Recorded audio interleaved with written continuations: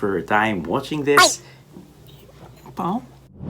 Hi, I hope you're having a great day. And these are the words you will never learn in a Japanese language school, either in the Philippines or here in Japan. Welcome back to NikkoVenture.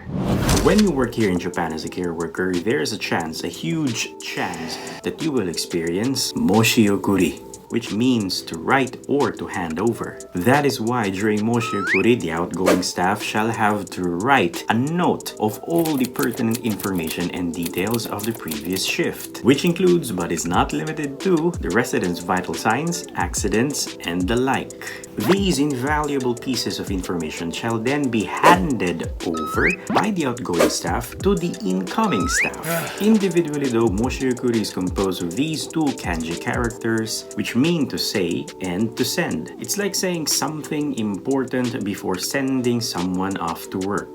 For those of you who have medical or nursing background, moshiokuri can be roughly translated to endorsement. That is why moshiokuri here in Japan is often done before a work shift. Now, if you're the morning shift care worker, one of the most important things you must do at the beginning of your shift is to wake the residents up. I often encounter two words at work when talking about waking the residents up. And these are kisho and risho. These two have roughly the same meaning and share the same kanji character for bed and floor. Despite this, they are not identical. So what's the difference? Kisho specifically means rising or getting up from one's bed. But you're still in bed. You just transitioned from the supine position to the sitting position. If you transition from the sitting position to the standing position, effectively separating yourself from the bed, that's risho or getting out of bed. Most, if not all residents would immediately go and wash their hands and faces after getting out of the bed. Or in Japanese, sengan, which literally means to wash and face. I often hear my fellow Japanese co-workers talking about two words relating to sengan: senmenjo and senmendai.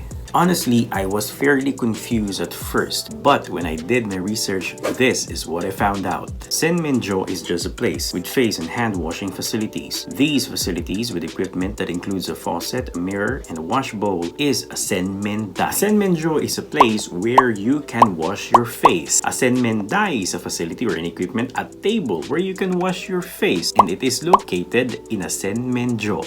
I really do hope that made sense to you. Your resident hadn't eaten for a long time throughout the night, so it's time for the first meal of the day, breakfast, or in Japanese, choshoku, which is often followed by lunch or chushoku, and dinner or yushoku. In your Japanese language school, you may refer to these as these. No worries, they're virtually the same thing. Depending on your facility, some residents may be allowed to go outside or visit a park. Of course, you, the caregiver, must accompany them. In Japanese, that is called gaishutsu. Needless to say, you must always be on guard because during gaishutsu, accidents can occur. Or in Japanese, jiko. In that case, the caregiver, you, the care worker who accompanied that resident outside or in the park, must write a jiko hokokusho. Speaking of jiko, allow me to share with you the top 3 jiko among the caregiving facilities here in Japan. Tento, tenraku, goen. These words are often used when writing a jiko hokokusho. Let's start with goen, which means breathing in of a foreign body, swallowing or pulmonary aspiration. Goen is composed of these two kanji characters, which mean to swallow and mistake. Tento and tenraku are somewhat similar. I mean, they share the same kanji character, which mean to revolve or turn around. But again, they are not the same. To show you the difference between these two in the easiest way possible, watch this.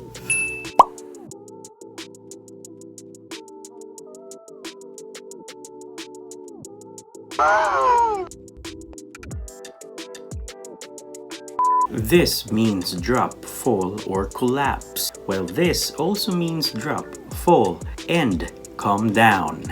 Closely following the top 3 jiko is uchitsuke, to strike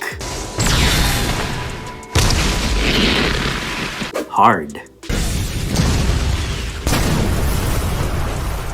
In cases where uchitsuke is present, you may encounter this word, shintai kosoku, physical restraints, with these kanji characters, which means a person's body is seized and controlled. Basically, shintai kosoku is done to prevent a violent resident from hurting other residents, himself, and the staff, which includes you, the caregiver. Under Japanese law, it is illegal to restrain a resident. Don't do it. Just don't. Resist the urge. Sometimes, though, it is an emergency and physically restraining the resident cannot be helped, or in Japanese, kinkyu yamuo enai. There are only three instances where a situation can be considered an emergency and restraining the resident is unavoidable. First is the seppakusei, where restraining a resident is allowed if there is an extremely high possibility that the life or body of the resident or other residents is in danger. Next is the hidai taisei, where restraining a resident is permitted if other than physical restraints, there is no alternative nursing care method available at that moment. Lastly is the ichijisei, where restraining a resident is just temporary. Kindly remember these words because these words may come popping up in the National Caregiver Certification exam here in Japan. Actually, add these as well for good measure. Okay? Okay. The following words we'll discuss from here on out are just random bits of words. I often use these words at work, either in a conversation or in a recording. So, take notes. Nanko tofu, jokuso no shochi.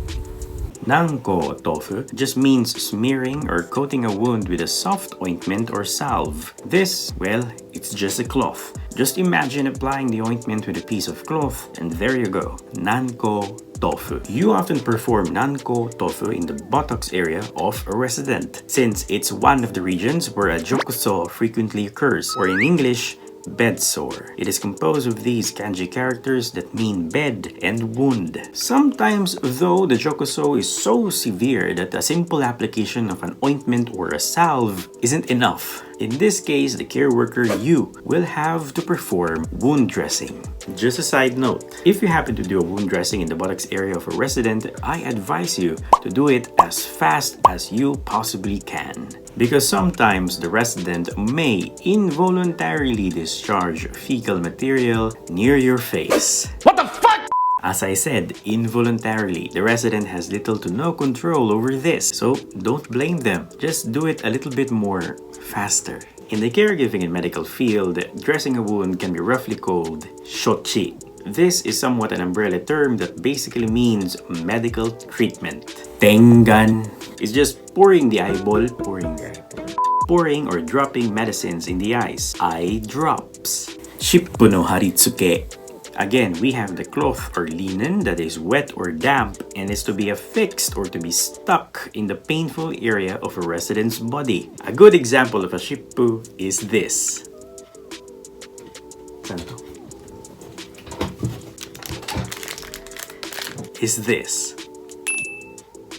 Let me just edit a picture here. They come in various brands and sizes, and they will be your friend throughout your tenure here as a care worker. Sewa. In the previous videos, we've discussed kaigo and kaijo, which, despite the nuances here and there, roughly share the same meaning, which is care and assistance. Now, sewa is their brother from another mother. Yes, sewa basically means care, assistance, or looking after someone. I know, Japanese can be so much complicated sometimes.